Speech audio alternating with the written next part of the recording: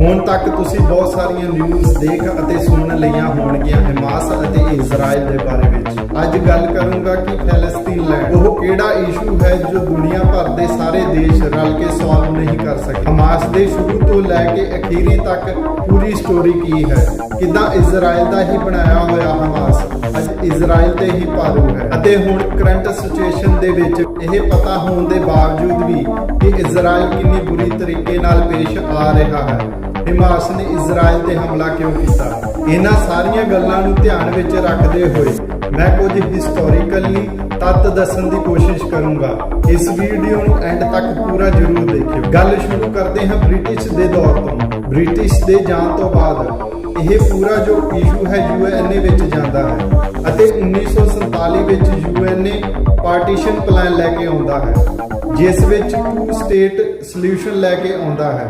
45% area ਫਲਸਤੀਨੀਆਂ ਨੂੰ ਦਿੱਤਾ ਜਾਂਦਾ ਹੈ ਅਤੇ 55% ਏਰੀਆ ਜੂਜ਼ ਨੂੰ ਦਿੱਤਾ ਜਾਂਦਾ ਹੈ, ਅਤੇ ਜੇਰੂਸਲਮ ਏਰੀਆ ਯੂਐਨਏ ਨੇ ਆਪਣੇ ਕੰਟਰੋਲ ਵਿੱਚ ਰੱਖ ਲਿਆ। ਜਿੱਦਾਂ ਹੀ ਯੂਐਨਏ 2 ਸਟੇਟ ਸੋਲੂਸ਼ਨ ਪਾਸ ਕਰਦਾ ਹੈ, ਇਜ਼ਰਾਈਲ ਤਾਂ ਬੜੇ ਚਾਵਾਂ ਨਾਲ ਇਸ ਨੂੰ ਐਕਸੈਪਟ ਕਰ ਲੈਂਦਾ ਹੈ। ਉਸ ਦੇ ਲਈ ਤਾਂ ਜਿੱਦਾਂ ਸੋਨੇ ਤੇ ਸੁਹਾਗੇ ਵਾਲੀ ਗੱਲ ਹੋ ਜਾਂਦੀ ਹੈ, ਪਰ ਉੱਥੇ ਹੀ ਅਰਬ ਦੇਸ਼ ਇਸ ਨੂੰ ਮੰਨਣ ਨੂੰ ਤਿਆਰ ਨਹੀਂ ਹਨ ਅਤੇ ਸਾਫ਼-ਸਾਫ਼ ਮਨਾ ਕਰ ਦਿੰਦੇ ਹਨ, ਕਿਉਂਕਿ ਉਹ 2 ਸਟੇਟ ਸੋਲੂਸ਼ਨ ਨਹੀਂ ਡਿਮਾਂਡ ਕਰ ਰਹੇ ਹਨ।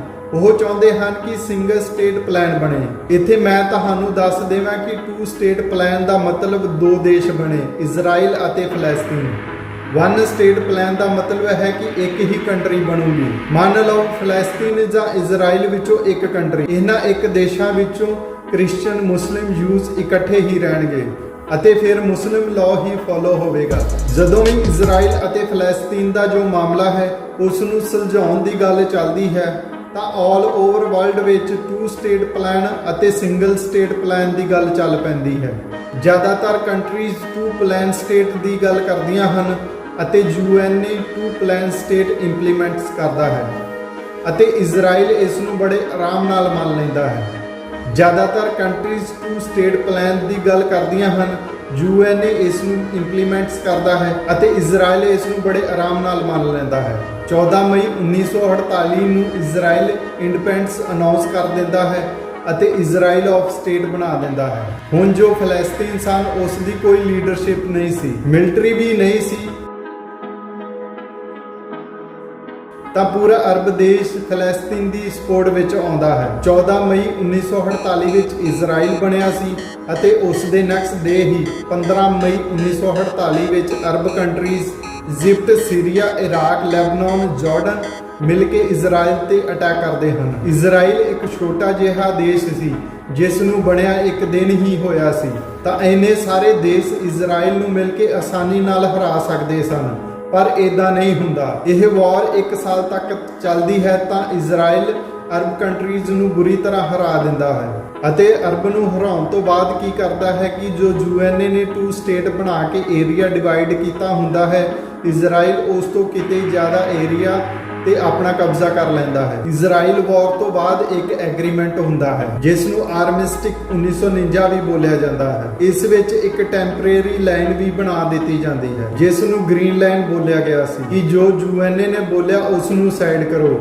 ਜਦੋਂ ਤੱਕ ਇਸ ਦਾ ਕੋਈ ਹੱਲ ਨਹੀਂ ਨਿਕਲਦਾ ਤਾਂ ਗ੍ਰੀਨ ਲਾਈਨ ਫੋਲੋ ਹੋਵੇਗੀ। ਤਾਂ ਇਸ ਲੜਾਈ ਤੋਂ ਬਾਅਦ ਜੋ ਮੈਪ ਬਣਿਆ ਉਹ ਯੂਐਨਏ ਮੈਪ ਤੋਂ ਬਿਲਕੁਲ ਅਲੱਗ ਬਣਿਆ। ਜਨਾਬ, ਇਜ਼ਰਾਈਲ ਅਤੇ ਫਲਸਤੀਨ ਦੀ ਵਾਰ ਕਾਫੀ ਪੁਰਾਣੀ ਅਤੇ ਇਹ ਅੱਜ ਤੱਕ ਚੱਲਦੀ ਆ ਰਹੀ ਹੈ, ਇਸ ਲਈ ਇਸ ਨੂੰ ਕਰਜ਼ਡ ਵਾਰ ਵੀ ਬੋਲਿਆ ਜਾਂਦਾ ਹੈ। ਤੇ ਫਿਰ ਇੰਨਾ ਕੁਝ ਹੋਣ ਦੇ ਬਾਅਦ ਫਲਸਤੀਨਾਂ ਲਈ ਜਗ੍ਹਾ ਬਚੀ ਹੀ ਕਿੱਥੇ ਸੀ। ਇੱਕ ਤਰ੍ਹਾਂ ਨਾਲ ਜੋ ਫਲਸਤੀਨ ਦੇਸ਼ ਸੀ ਉਹ ਪੂਰੀ ਤਰ੍ਹਾਂ ਖਤਮ ਹੋ ਗਿਆ ਸੀ। ਜਦੋਂ ਦੇਸ਼ ਹੀ ਨਹੀਂ ਬਚਿਆ ਤਾਂ ਇਹ ਜੋ 7 ਲੱਖ ਲਗਭਗ ਫਲਸਤੀਨੀ ਲੋਕ ਸੀ ਉਹ ਰਿਫਿਊਜੀ ਬਣ ਗਏ।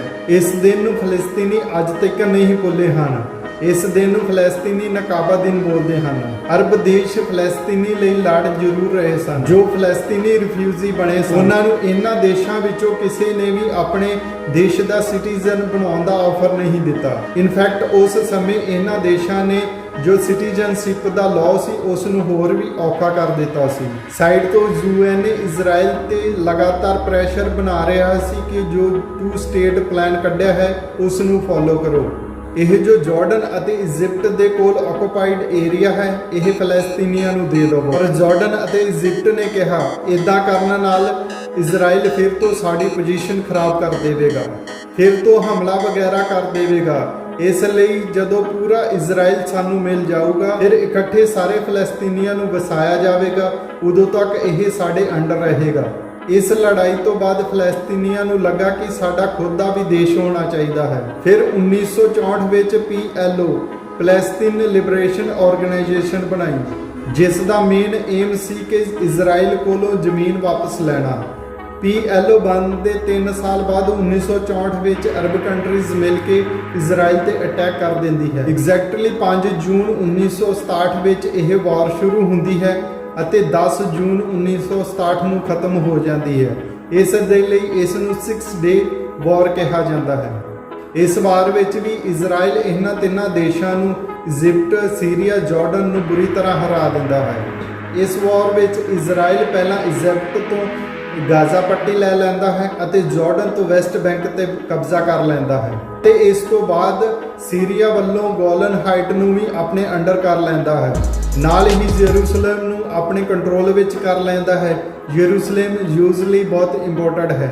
ਇਹ ਲੜਾਈ ਜਦੋਂ ਖਤਮ ਹੁੰਦੀ ਹੈ ਤਾਂ ਇਜ਼ਰਾਈਲ ਦੇ ਕੋਲ 100% ਏਰੀਆ ਆ ਜਾਂਦਾ ਹੈ। 1973 ਵਿੱਚ ਵੀ ਲੜਾਈ ਹੋਈ ਸੀ, ਇਸ ਕਰਕੇ ਅਰਬ ਦੇਸ਼ ਵੀ ਲੜਾਈਆਂ ਕਰ ਕਰਕੇ ਥੱਕ ਗਿਆ ਸੀ, ਕਿਉਂਕਿ ਅਰਬ ਦੇਸ਼ਾਂ ਦਾ ਏਰੀਆ ਇਜ਼ਰਾਈਲ ਹਰ ਵਾਰ ਮੱਲੀ ਜਾ ਰਿਹਾ ਸੀ। ਇਸੇ ਕਰਕੇ ਜਾਰਡਨ ਅਤੇ ਇਜਿਪਟ ਨੇ ਇਜ਼ਰਾਈਲ ਨਾਲ ਪੀਸ ਐਗਰੀਮੈਂਟ ਕਰ ਲਿਆ ਸੀ।